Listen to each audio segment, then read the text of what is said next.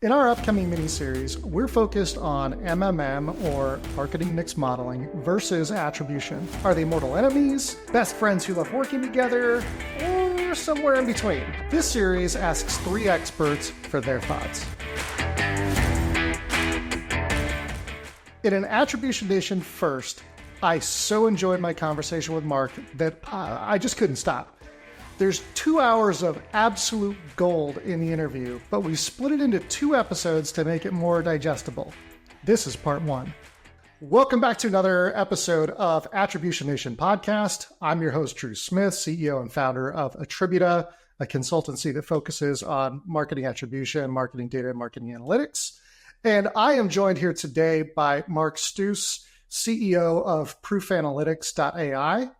And we're going to get a little bit more on Mark's background as we dive into the topics here. But I actually do want to start with, Mark, a little bit about your background and history with data analytics and mathematics. Tell me a little bit about kind of like how you became an expert in these areas. Oh, that's a dangerous word.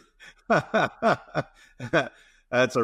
actually, it's kind of funny. The more I did in this area, the more I was exposed to a science mentality, which is you're far more aware of what you don't know at any given moment than what you do.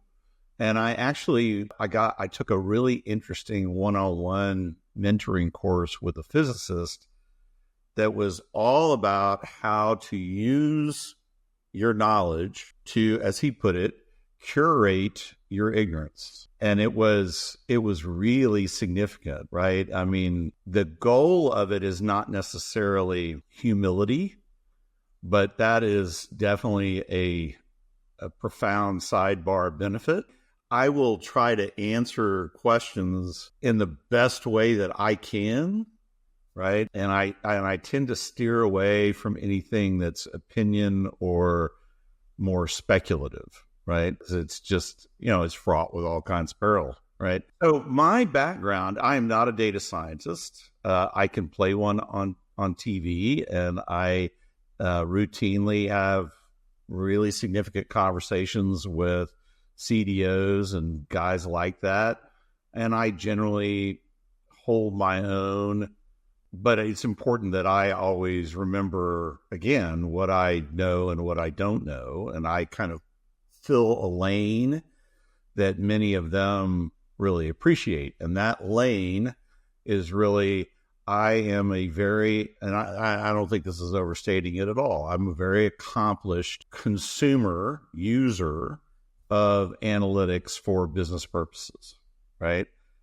And I've been doing that for 20 years. I am incredibly comfortable talking with data science teams in their language about what I need. And then I've gotten pretty good at representing the data science perspective to business leaders in their language. So I'm a little bit of a UN translator in a lot of meetings, and so I'll actually real fast, I'll just give you an example of this because it's highly relevant to this conversation.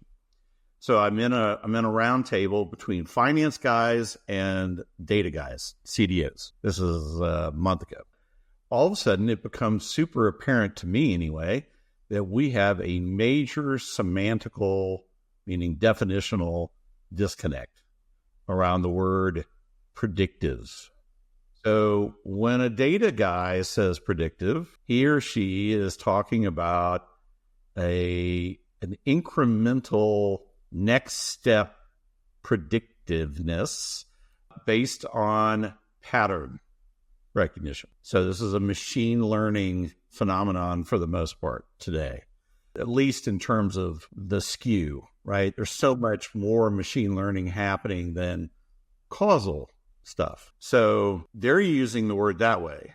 The finance guys are using it causally. They're saying, and you can just tell in the way the conversation is going, right? That there's this disconnect where the business guys, the finance guys are wanting a causal forecast. That's their definition of predictive. And as we see with LLMs and all kinds of machine learning applications, it can be very, very good at predicting the next fill in the blank, the next word in the sentence, the next step in the process, the next this, the next that, right? It's the basis of targeting and retargeting, right? The problem is, of course, is it's a very perishable prediction.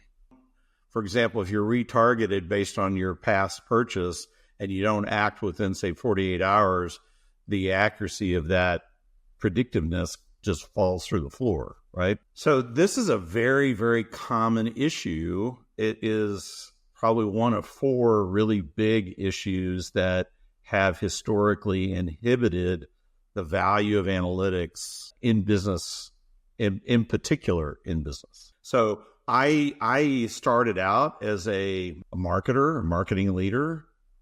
I was at HP around 2004, and I was working very closely with Mark Hurd, who was the CEO at that time, who was very customer-facing and very operationally driven and could essentially tell you the entire financial portrait of the company, BU by BU, just off the top of his head, right? It was pretty amazing. He was sharply critical of marketing's inability to understand its own value, forecast its own value.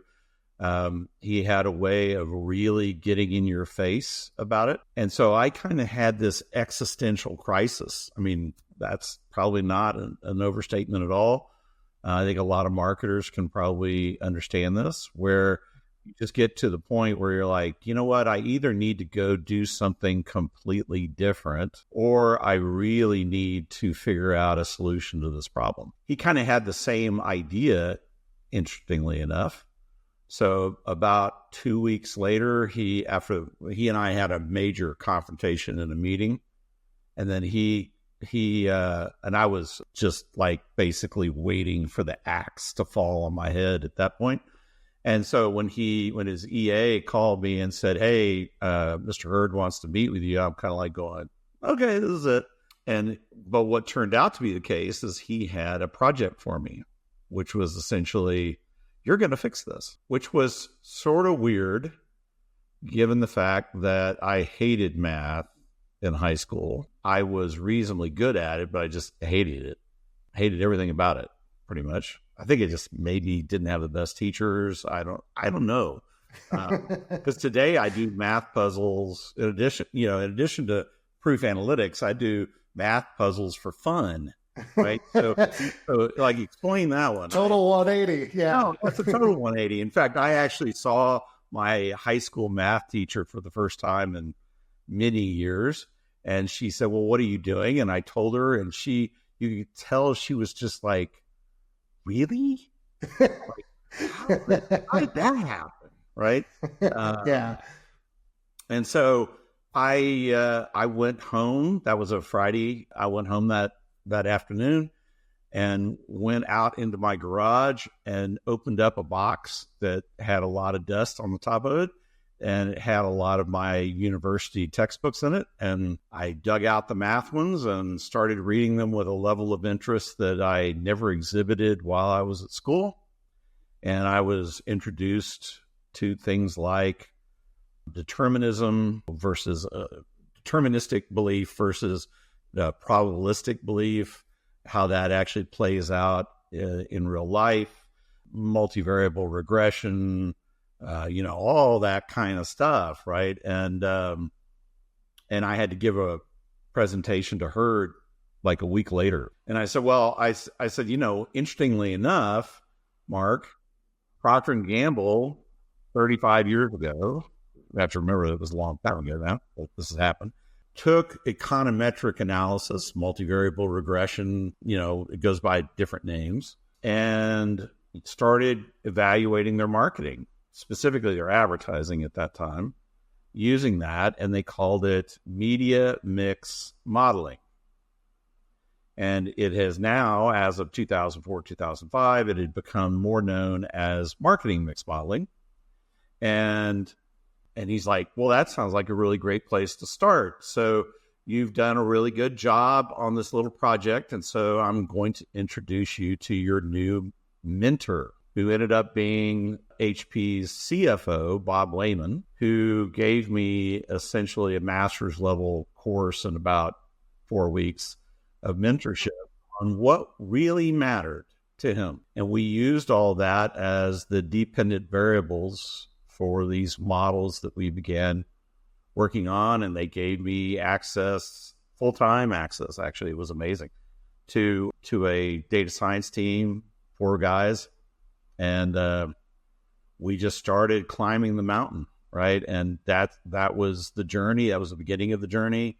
By 2009, 2010, in that zone, we had achieved a lot of maturity around it. And not only from a process perspective and a mathematical perspective, but also just my sheer ability to wield the analytics properly. And I was hired by then CEO of Honeywell, Dave Cote, to be the CMO for Honeywell Aerospace. So that time, about a $12, $13 billion a year company.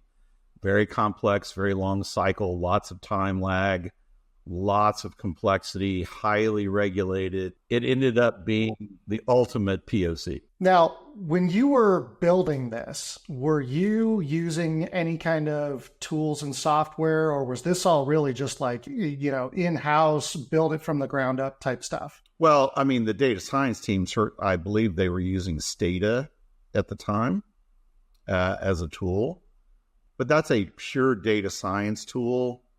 So from a process, let's call it process automation perspective, there was no process automation, really. So the thing that really came into full evidence at Honeywell, because the analytical approach was extremely successful, but we started to realize that so we had always approached this as we were solving a marketing problem. Started really seeing that there was a belief beneath that was a structural set of challenges that was all about the role of analytics in business. So specifically, we're talking about the latency on the recalc. So how timely are the insights delivered? The scalability of the overall system, the ability to model stuff on demand whenever you need it, wherever you need it. The cost, I was spending $8 or $9 million a year just on this at Honeywell. The understandability of the whole thing really matters, because at the end of the day, the whole purpose of this is to help people make better decisions, right? So if you do everything perfectly and they still look at the output and go, what the hell am I supposed to do with this, right? Then you have failed. You have totally failed, right? So we started grappling with that, and we actually started grappling with that before Honeywell. But it really hit critical mass at Honeywell. And the main reason why we were spending so much money was the only real solution that we had to all of those, well, accepting the understandability part, was brute force. Yeah, manual effort, just tons and tons hired of manual effort. more and more analysts, right, in order to get the throughput. And so, but you didn't have to be, as successful as it was, you didn't have to be a rocket scientist to figure out that the number of companies who are willing to spend that kind of money on go-to-market analytics was a very short list. In fact, it was sort of astonishing that Honeywell Aerospace was on that list at all, right? But Dave Cote was a majorly effective patron, right? I mean, he not only ensured that we had the funding we needed, but he ensured that people took it seriously and operated the company, or at least part of the company, based on that, right? And so it was really cool. And so by the time I decided to leave, I did one more inside gig, privatization of a company that I had worked for before, BMC Software. And then I said, okay, all you guys, because by that time we had quite a cadre of people, who had worked on this with us for quite some time. Y'all want to, create a company and create a platform and softwareize this solution.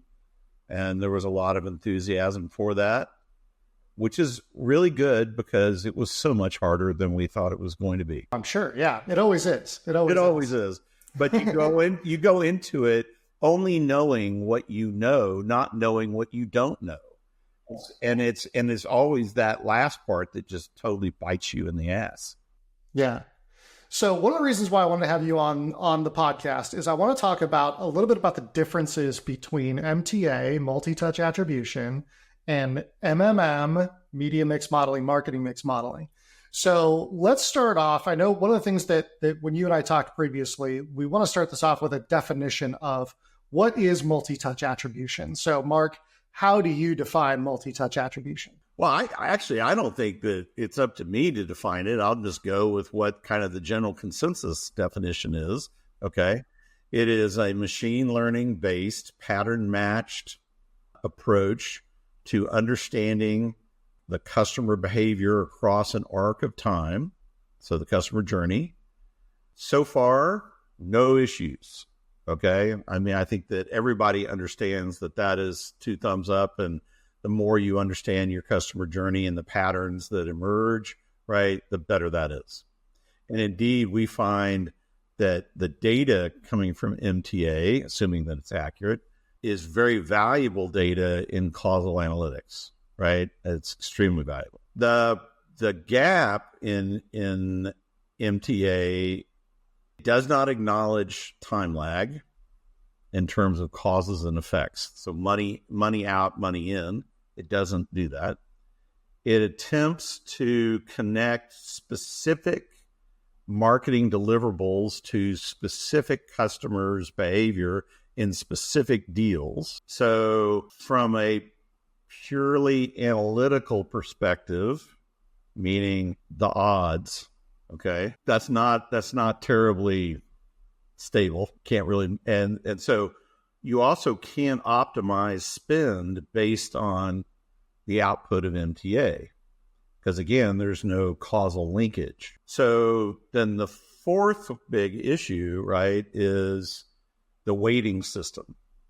So the weighting system is a proxy for causality that's missing, that's not computed in MTA. And what it relies on is the marketing team's experience and intuition and kind of like best efforts, right, to establish a weighting, the relative importance of things, investments, right? So in a data science world, that is considered massive amounts of bias, which you can then prove out by simply changing the weighting that you've established in the MTA, right?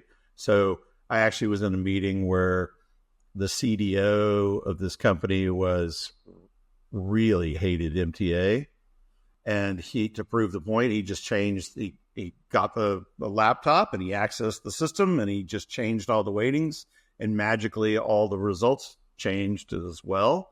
And then he handed it off to a finance person next to him, and he changed the weightings again and got a completely different answer, right? Yeah, yeah. And so that's kind of that, right? And it's not 100%.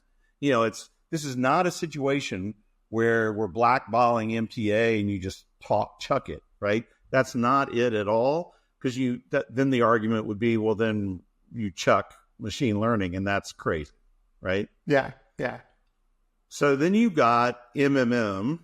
Yeah, I was about to ask. Let's talk about MMM and what is MMM and how is it different? Yeah. So MMM is based on econometric analysis, which essentially at its root is multivariable regression based.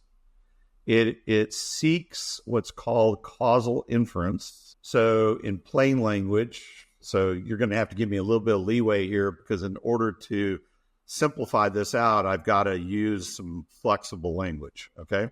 That the average data scientist would just stroke out.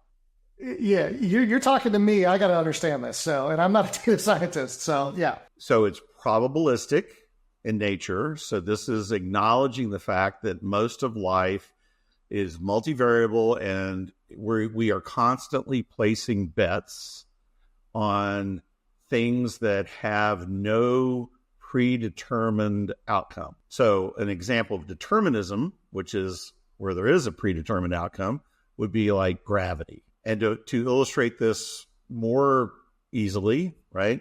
If you take 100 rocks up to the top of a building and you throw them all off, okay, 100% of them are going to be on the ground. Okay, there's no question you're not going to find one of them floating in midair. It's not happening. However, the probabilistic piece of this is how many of them hit pedestrians walking beneath the building at that time, right?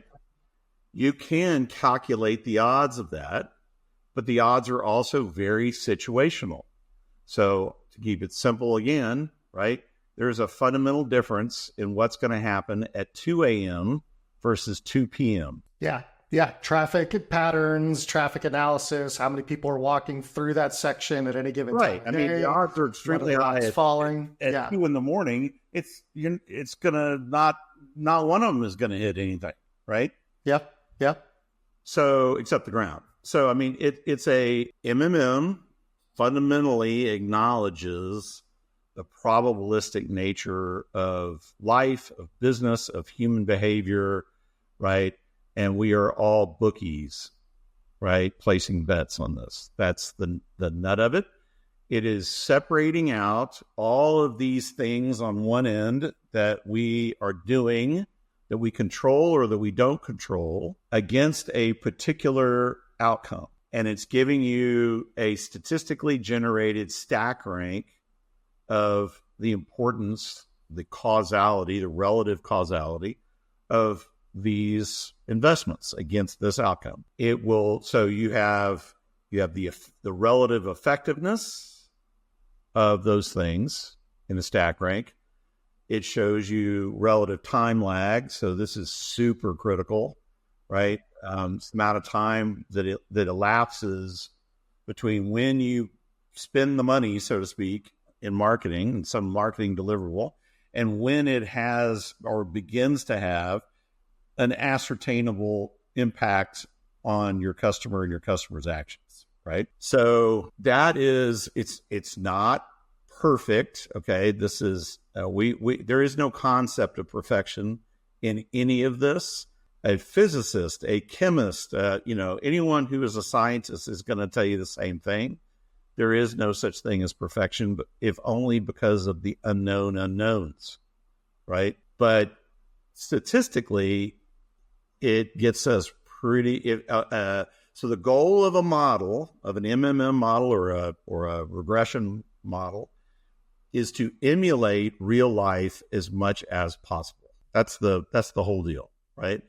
And so it's giving you analysis historically of relative effectiveness and time lag. It's also giving you a prediction, a forecast, a causal forecast on what's going to happen in the future. There are, because of the way that MMM was historically thought about and deployed, primarily in B2C, large B2C, you get an emphasis on the mega model, the explain it all mega model, which takes a lot of time to recalc the model. So this is why most people that have experience with MMM think about this as something that happens every 6 months at the most frequent, usually once a year, right? And so, of course, the problem with that is it ends up being a historically driven kind of, or the use of it is to validate past decisions, not necessarily plan future decisions very well, right? Because past is not prologue. We've seen this in spades in the last 5 years, right? For different. So then you have causal analytics, which is it doesn't make as many assumptions as MMM does. It's kind of like a really stripped down, hard-edged, hardcore version of MMM. It's MMM without all the kind of what some people refer to as the bullshit, right? And so, and that's actually what I have come to have the greatest confidence in is the causal analytics piece. Okay. Tons of follow-up questions here for you. So first off, so having conversations with CEOs and CFOs about investing today, but you're not going to see any return on that for 12 months or whatever the time lag is. And also, by the way, we can't really guarantee that you're going to see a result. Those are tough conversations to have.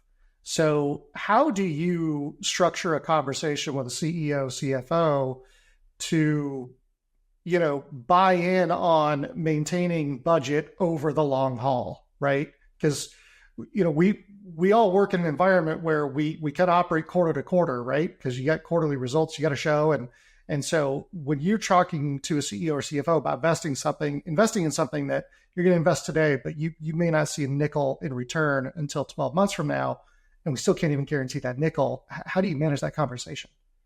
Well, I think that number one, the biggest issue that these guys have with marketing or go-to-market in general, the whole ecosystem, is that it's one thing to discuss time lag, for example, conceptually.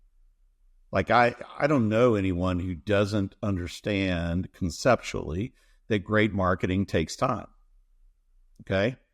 The real issue is how much time and how are we going to confirm that? I mean, how do we know that it's not just a wild ass guess, right?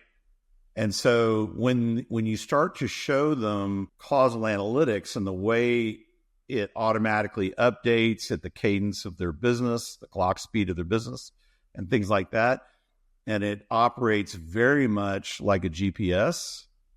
So then all of a sudden they're kind of like, you mean I can kind of constantly gauge how this is going, even though we're in the middle, the bullet is in flight, so to speak. It hasn't impacted anything yet, right? We can still confirm that it is indeed in flight and it is on track to have this effect.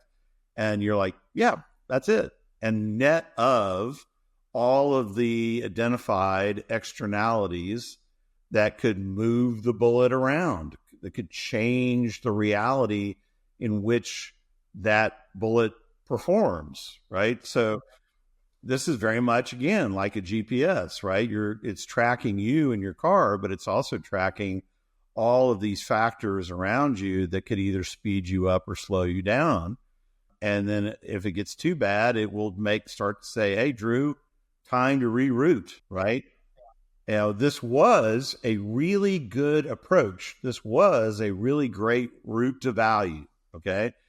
But things out there in the world have changed and it's no longer the best route, right? So you need to kind of take a right, take a left, take another right, So, I mean, that's really, so all of a sudden it becomes a manageable problem or a manageable question in the minds of CEOs and CFOs and other people. I mean, one CMO actually got up on stage, customer of ours, this is, I don't know, a couple years ago, 2.5 years ago, and all of a sudden said, the thing I love, the presentation that he was making was not about us, but he kind of said this. He goes, the thing I love about proof, right, is that it means I'm never wrong anymore, okay?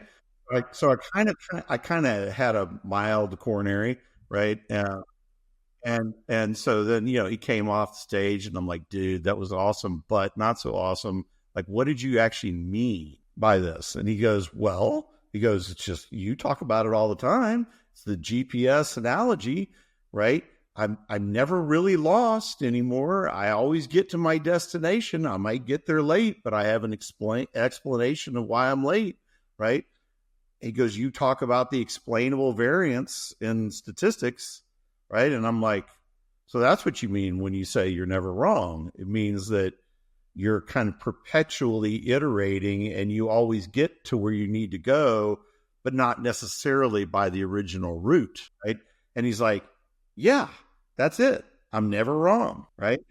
And I'm like, well, you might want to kind of maybe like reword that, right?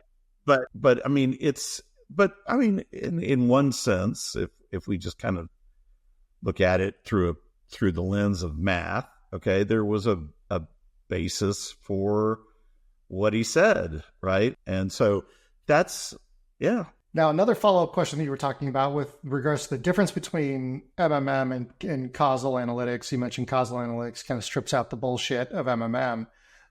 Give me a couple examples of the bullshit that causal analytics strips out from MMM. So MMM makes a lot of, and to some degree, you have to do this in any mathematical situation because you're not in full possession of all knowledge on this, right? But MMM makes a lot of assumptions about the marketplace, about, mainly externalities, really, that can really color the results. What I started, and again, I came at this, my whole arc of learning is on this is B2B, right? So there are a lot of externalities that are really important in B2B, but they're, for the most part, known and don't have to be assumed. Okay. So it's changing assumptions to things that we know and can predict. Right. And so I like going, again, this is partly reflective of me personally, right? Which is either fair or not fair, depending on your perspective.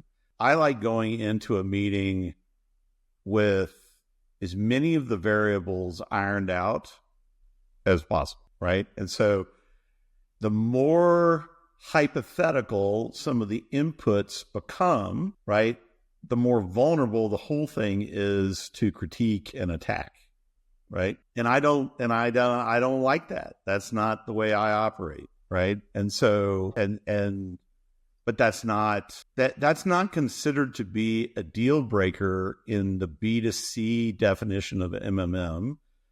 Again, because they're already dealing with, either semi-annual or annual updates. So there's just already a fair amount of distortion built into it. And then when you also think about the fact that MMM usually has to then, the outputs, the mathematical outputs, the analytical outputs, have to then be interpreted for marketers and business people so that they understand it. So let's say that every year, Jan 1, right, the previous year's results are recalculated, okay?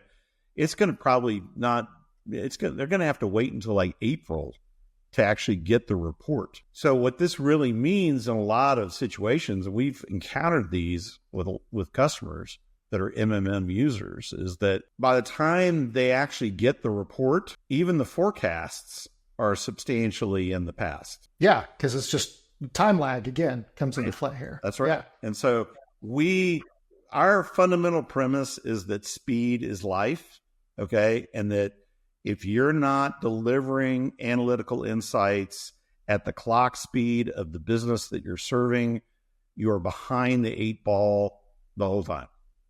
Yeah, yeah. Now, so we've talked about multi-touch attribution, MMM, and causal analytics. And every audience member that's listening to this or listens to this in the future. Over. Well, no, they're not glazing over. What they're going to ask, though, is which one of these or which ones of these are right for me? So in your mind, how and when should companies evaluate MTA versus MMM versus causal analytics? Are there any kind of when you're looking at good fit for proof, are there any things that you're like, nope, we're not a good fit. You need to go do MTA right now. Or nope, we're not a good fit. You need to do whatever. Or you are a great fit because of these characteristics. Are there certain characteristics that you look for? Yeah. So actually I'm increasingly persuaded by the evidence that combining causal analytics with elements of MTA or machine learning pattern match, right, is really, really strong. Right. What we end up doing a lot, or what we see our customers doing in the software, is a more accurate statement, is testing patterns for causality, because just because there's a pattern does not mean it's causal. Correct. Yeah. I mean, I can configure a website to generate a very strong, huge pattern of human behavior, and it will have absolutely no effect on anybody's business at all. It's just a quick example of that real quick that I want to bring up for the audience is you might see a pattern that a certain pick list value that you put into a form online, like a how did you hear about us, there becomes a pattern that people that select this pick list value become customers. Well, in reality, it's the most commonly selected one because it's the first one, not because it's actually the best one.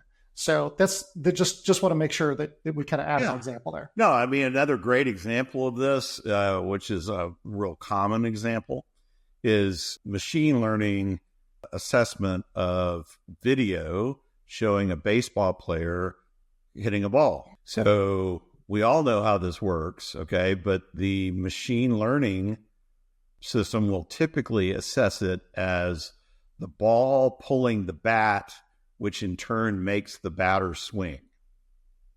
Well, that's not correct.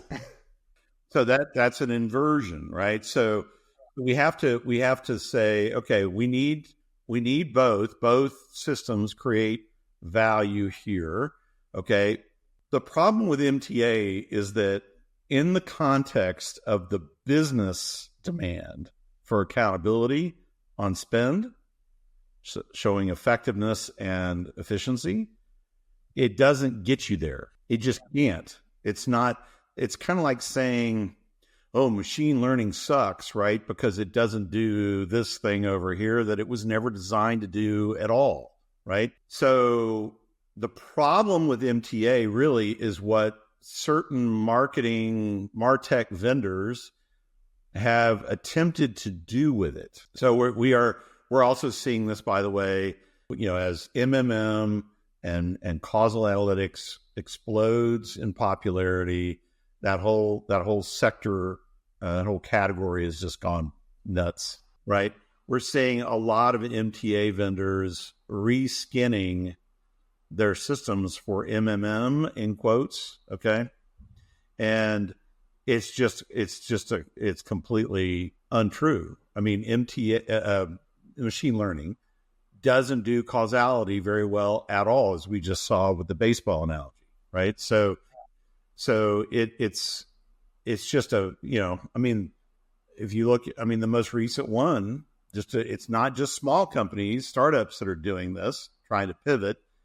Adobe MMM is machine learning based, right? And it is open to all kinds of critique. So, I think that there's a lot of super smart people at Adobe. I think that the decision makers did not fully understand the limits of machine learning. And there was just kind of a failure to communicate internally would be my guess. But it's a real common situation. So if you are trying to satisfy your CFO on effectiveness and efficiency, right? A causal analytics system is going to be the thing that does that most completely right out of the gate. However, having said that, right, there is tremendous value in augmenting it with a machine learning, pattern matching kind of, MTA type system, right? So that you can identify and test patterns for causality. That is really huge. The rest of MTA is, I think, being really, straightforward about it, is highly questionable. Yeah, I've had a pet hypothesis that I haven't been able to test personally yet that MTA data would greatly enhance an MMM model or a causal analytics model. I haven't tested it yet personally. No, I'm sure it does. You're right. Yeah, you are correct. Yeah. I can save you the trouble. Well, I'm still going to test it. No, I think yeah. So one of the other things, Mark, that I want to talk about real quick is you've said that it's time to overhaul the way we think about B2B go-to-market and dispense with the stuff that doesn't work, no matter how hard we've tried to make it work. What is enemy number one on the list of stuff that doesn't work that B2B marketers refuse to give up? Well, this is the thing, right? We love our frameworks, right? But frameworks have to be adapted to a very specific situation and calibrated accordingly, right? For them to really produce the value or not, as the case may be, right? So in B2B, I would say what works and what doesn't work is very much a function of what you're trying to achieve, what the circumstances out there in your marketplace are, what your customers are thinking and feeling and all this kind of stuff. For example, if you have really low confidence and trust scores in your target market, if people really don't trust you at all, you can spend gobs of money on super high quality multi-channel approaches, and you will not have what you need to have. It will not be effective. So I think that, for example, the renewed appreciation for brand in a B2B context, brand being more really like brand reputation. It's not who you say you are, it's who everyone thinks you are, right? That's super important. I think that the people who tossed that out the window 15 or so years ago were motivated primarily by a desire to ramp a business really, really fast and flip it, right? And so who cares? By the time everybody realizes what my brand reputation is, it won't be mine anymore. It'll be somebody else's problem, right? So I think that is the mentality of B2B, the idea that we believe in orchestration, we believe in all of these levers, and we are going to spend money on all these levers because that's what we do. I think that is madness, demonstrably so. There's almost no really good examples of that peanut butter approach working well. Certainly not in a challenging environment, right? So that would be kind of like number one. I think time lag. I gave a presentation before COVID, a keynote at South by, time lag, and I call it the CMO's greatest enemy. And it really is, because it obscures, without the analytics penetrating it and bringing it all to light, time lag will totally obscure the cause and effect analysis. I mean, like literally, if you don't have an idea of when this is going to start working, so where to look in the calendar for evidence of it, you will never find the value of it, ever. It's not possible, right? This is sort of like so life is commonly understood to be four-dimensional, right? So you have X, Y, and Z, that's physical, and then you have time. You invite me for dinner at a restaurant on the 8th floor at a building at the corner of walk and don't walk, but you do not tell me the time. The odds that you and I will ever successfully have dinner together are zero, right? Right? And so that's a huge issue that is, I think, conceptually understood by everyone and specifically understood by no one in B2B, except those people who use analytics to know it, right? I think that another big one is, we see this all the time with new customers, that they will create a bunch of models, and all the variables in the models are stuff they control. There is nothing in there about the external marketplace, right? And you raise your hand, and say, hey, interest rates really matter. There's a bunch of different things that really matter. What your competitors do matters both ways, right? It can be a headwind or a tailwind. If you have strong tailwinds behind you, then your choice as a business becomes, do we continue to spend what we're spending in go-to-market and just amplify the tailwinds even more, move faster, move more effectively, Or do we rebalance spend to take advantage of all the tailwinds and spend less money right now?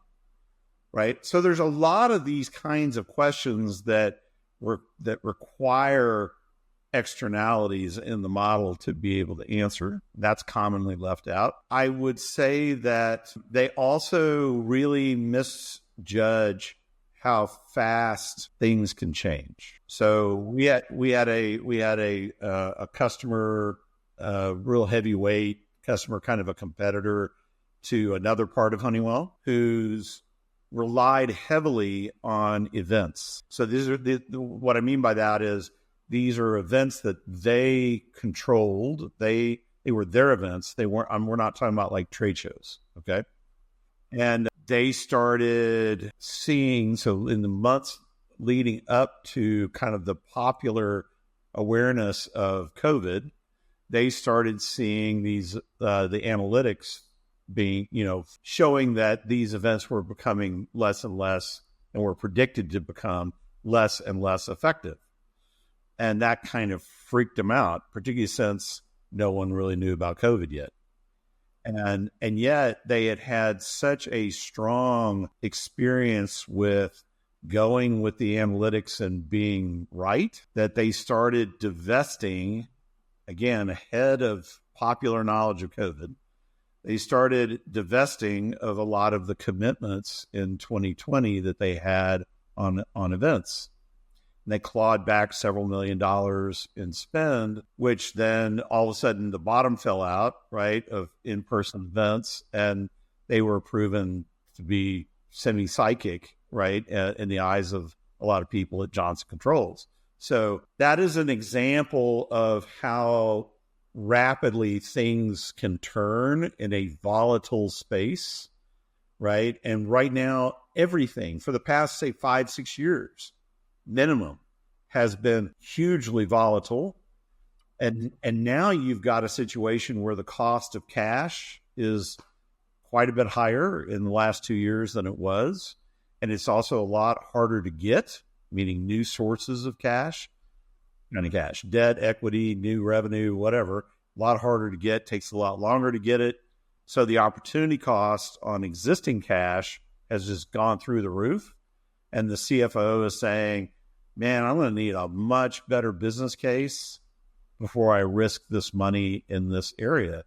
And I think that for a function that has defined its effectiveness almost entirely based on how much money it's given to spend. So money is not causal in marketing. It's what you buy with it that is either causal or not, right? It's very dangerous. So a lot of what I am talking about here is more of a change in mentality than a specific, redlining of different channels, for example. Yeah, so let's talk about that. So you talked about some of the problems with modern day B2B go-to-market. What should B2B marketers be thinking about if they want to transition to a more productive, go-to-market motion? So I think you have to see yourself as a member of a go-to-market ecosystem in which you play a profoundly valuable role as what's called a non-linear multiplier, right? So sales is linear, okay? Sales creates value on a linear function. If you want to double your revenue through sales, you have to pretty much double your sales force, right? Because there's a certain max pro rata of revenue per salesperson that you're going to be able to get. It's just, that's the way it goes. So if we go back like 120 years ago when everything was pretty much sold by door-to-door sales guys, okay, what people started to realize was we are hitting a ceiling, right? We literally can't hire more sales guys. So we need to have something else that creates a lot of leverage for all of our sales guys, where the total amount of revenue that each one generates goes up with effectively no additional effort, right? So it's kind of like a restaurant that says, I need my average check value to go up.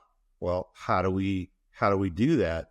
There's only so many tables, right? So I need my revenue to go up. That means that my price per table, my check value has to go up. So what does that mean? Well, historically, for a long time, that meant that they increased portion sizes rather dramatically to justify a higher price tag. That was for a long time, that was kind of almost like the way of doing it, right? And so in this case, 120 years ago, we have to keep in mind that radio was coming online, newspaper advertising, which had always been around, right, started really getting much more significant as the circulation of newspapers became broader. You had national newspapers for the first time, things like that. So if you read all of the original scholarly material from that time, so we're talking about like 1895 to 1920, they're actually talking about it they're not using the word nonlinear multiplier, but that is exactly the idea that they are getting across, is we are going to use this as leverage to increase the performance of sales.